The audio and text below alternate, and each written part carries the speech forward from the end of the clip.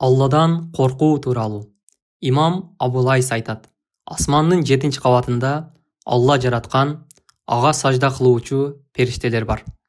Алладан қорыққандықтан алардың жүректері титиреп тұрады. Қиямат күні баштарын саждадан көтеріп, о бардық кемшіліктерден таза болған Алла, саға ылайықты құлшылық қыла албадық дешеді.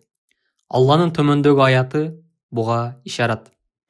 Алар жаратқан егесінен қорқышады. Жана өздеріне бұйырылған іштерді ғана атқарышады. Нахл сүресі. Пайғамбарымыз саллаллаху алейхи уассалам мындай хадисі бар. Пенденің денесі Алладан қорқып титирегенде күнөөлөр дарақтан түшкөн жалбырақтай көбөлөт.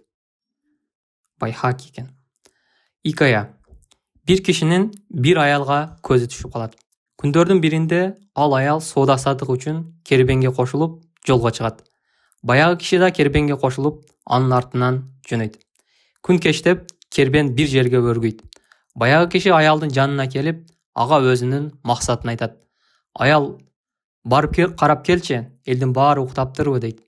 Сунушу кабыл алынды го деп ойлогон киши кубанганынан буту-бутуна тийбей, бүт кербенди айланып чыккан соң баары уктаптыр деп жетип келет. Ошондо аял, Аллачы, ал да уктаптырбы деп сурайт.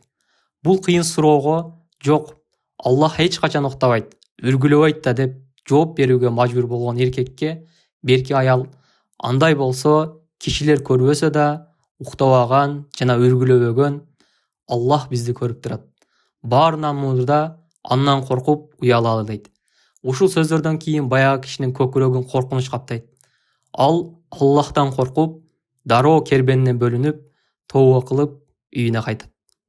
Дагы бир икаяда мындай окуя баяндалат. Иргели Алла жолунда жүргөн бир киши болгон экен. Бир күнү анын башына кыйынчылык түшүп, балдары ач калат. Ошондо ал барып өзөк жалгаарга бир нерсе таап келчи деп аялын бир соодагерге жиберет. Аял соодагердин үйүнө барып, бала бакырасы үчүн жээрге бир нерсе сурайт. Бирок соодагер бере турган жардамынын ордуна жаман ниетин билдирет. Аял андан баш тартып, эч нерсе албай үйүнө кайтат. Бирок балдар ачкалыкка чыдай албай, чырылдай баштаганда аял баягы соодагерге кайра барып, анын шартына көнгөнүн айтат. Соодагер аялга жагындаганда байкуштун денеси катуу титиреп жатканын байкап, "Эмне мынча титирип жатасың?" деп сурайт соодагер. "Алладан коркуп жатам" деп жооп берет аял. Ошондо соодагер, "Сен мажбур болуп туруп, Алладан ушунчалык коркуп жатасың. Чынында Аллахтан корко турган мен эмесминби?" деп жаман ниетинен баш тартып, аялга муктаж болгон нерселерин берип жөнөтөт. Өз үйүнө көп азык-түлүк менен келген аял балдарын кубантат. Алла Таала Муса алейхиссалам пайгамбарга вахий жиберип, баланчанын уулу түгүнчөнүн баардык күнөөлөрүн кечирдим деп билдирет. Муса пайгамбар баягы соодагерди таап, ага, "Сен Алла Таалага гана маалым болгон бир иш жасапсың" дегенде соодагер болгон окуяны Муса алейхиссаламга айтып берет. Муса пайгамбар мына ушул себептен Алла Таала өткөн баардык күнөөлөрүн кечирди деп соодагерге сүйүнүчтүү кабар берет. Пайгамбарыбыздан саллаллаху алейхи вассалам риваят кылынган бир хадистин мазмуну төмөндөгүчө. Алла Таала мындай дейт: "Мен пендемди эки коркунучта жана эки коопсуздукта бирдей калтырбаймын. Ким бул дүйнөдө менден корксо, аны акыретте коопсуз кылам. Эгер бул дүйнөдө менден коркпосо, кыяматта ага коркунуч жаратам." Бир аятта мындай деп айтылат: "Адамдардан коркпой, менден корккула." Башка бир аятта: "Эгер момун болсоңор, алардан эмес, менден корккула" деп айтылат. Азирети Умар радиаллаху анху Куран аяттарын укканда өзүн жоготуп, эстен танып калчу. Бир күнү ал бир тал саманды кармап алып, "Мен да ушу самандай же мындан да өткөн маанисиз бир нерсе болгонумда гана аттиң-ай, энем мени бул дүйнөгө алып келбей эле койсочу" деп көзүнөн жаш салып ыйлаган экен. Анын жүзүндө көзүнөн аккан жаштан пайда болгон кош сызык бар эле дешет. Абу Хурайра радиаллаху анху баяндайт. Аллахын элчиси саллаллаху алейхи вассалам мындай деген: "Саалган сүт кайра желинге кирбегенде эле Алладан коркуп, көз жашын төккөн кишинин да тозокко кириши мүмкүн эмес. Ошондой эле Алла жолунда жүргөндө көтөрүлгөн чаң менен тозоктун түтүнү эч убакытта бирикпейт. Тирмизи Фадаюл Джихад. Ракаюл Акбар деген китепте мындай деп айтылат. Кыямат күнү бир кишини алып келишет. Сооп күнөөлөрү таразага тартылганда, анын күнөөлөрү оордук кылат.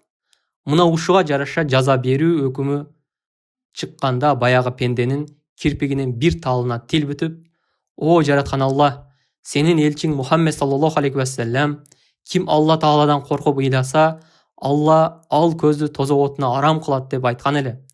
Мен дүйнөдө сенден коркуп ыйлаган элем" дейт.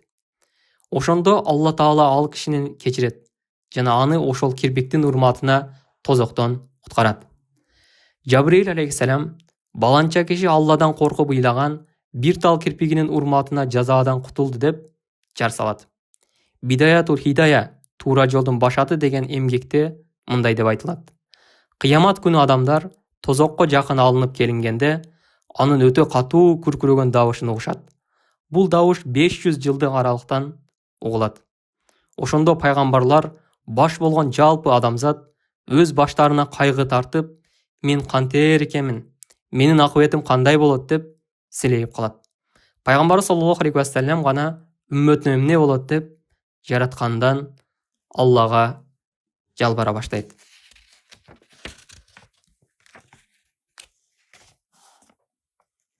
Ошол учурда тозоктон тоодой зор от чыгат.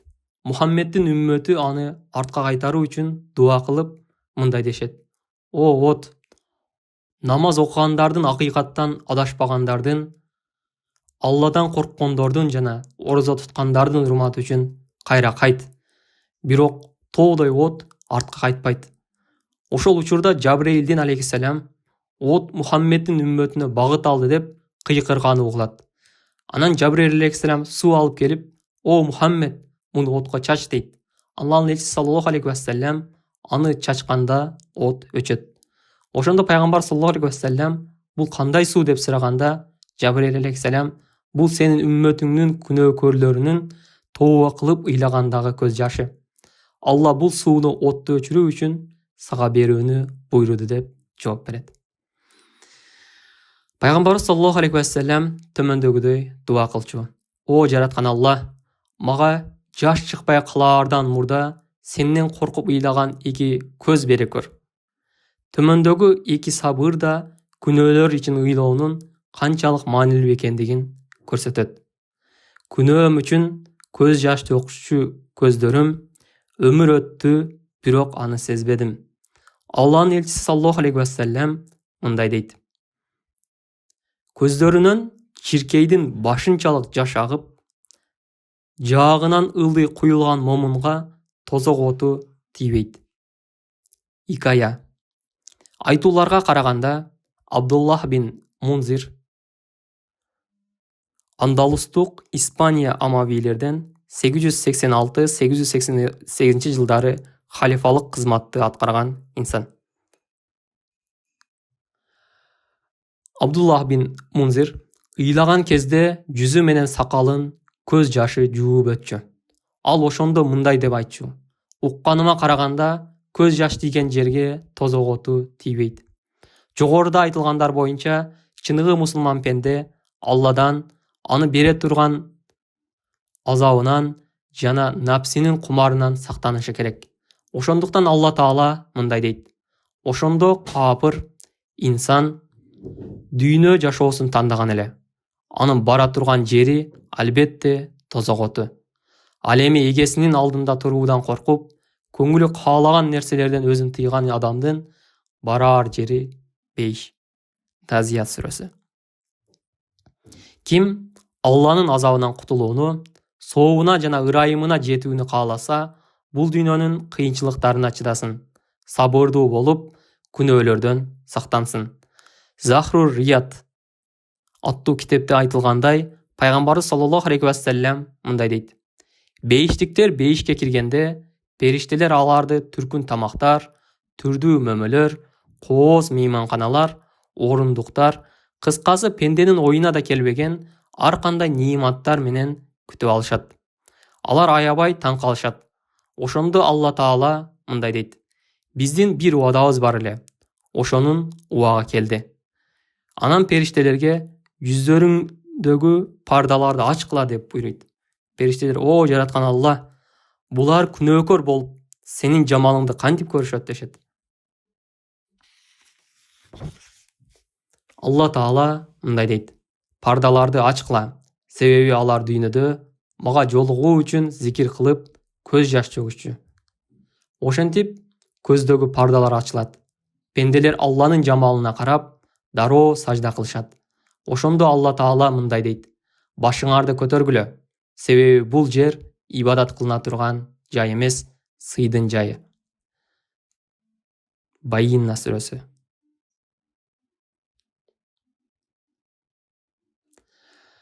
Анан алардан: о пенделерим, силерге салам, мен силерге ыраазымын, силер да мага ыраазы болдуңарбы деп сурайт. Алар: о жараткан экебиз, кантип ыраазы болбойлу? Сен бизге пенденин кулагы укпаган, көзү көрө элек, эч бир кишинин кыялына келбеген нерселерди бердиң дешет. Алла алардан ыраазы болду, алар да Алладан ыраазы болушту. Ырайымдуу жараткандын аларга салам сөзү бар деген аяттар да ушуга ишарат.